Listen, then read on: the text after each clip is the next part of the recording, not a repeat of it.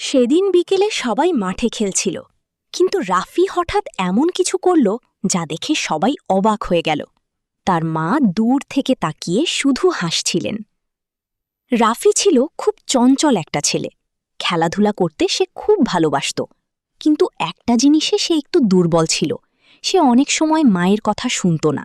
তার মা বারবার বলতেন, রাফি, বাবা মায়ের কথা শুনলে আল্লাহ খুশি হন।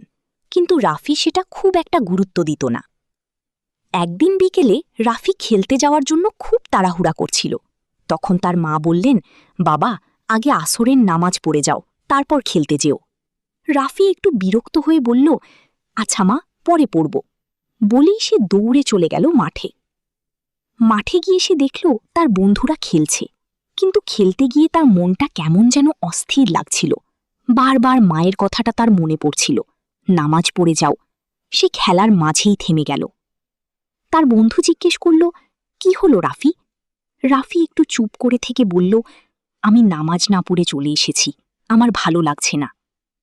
তারপর হঠাৎ সে সিদ্ধান্ত নিল, সে দৌড়ে বাড়ির দিকে ফিরে গেল। বন্ধুরা অবাক হয়ে তাকিয়ে রইল। বাড়িতে এসে রাফি দেখল তার মা জায়নামাজে বসে আছেন। রাফি চুপচাপ গিয়ে বলল, মা, আমি এখন নামাজ পড়ব। তার মা মৃদু হাসলেন এবং বললেন, এটাই তো আমার ভালো ছেলে। রাফি সুন্দর করে অজু করে নামাজে দাঁড়াল।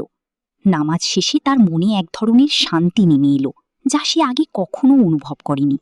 সে বুঝতে পারল মায়ের কথা শুনলে সত্যিই ভালো লাগে। এরপর থেকে রাফি চেষ্টা করতে লাগল সবসময় মায়ের কথা মানতে।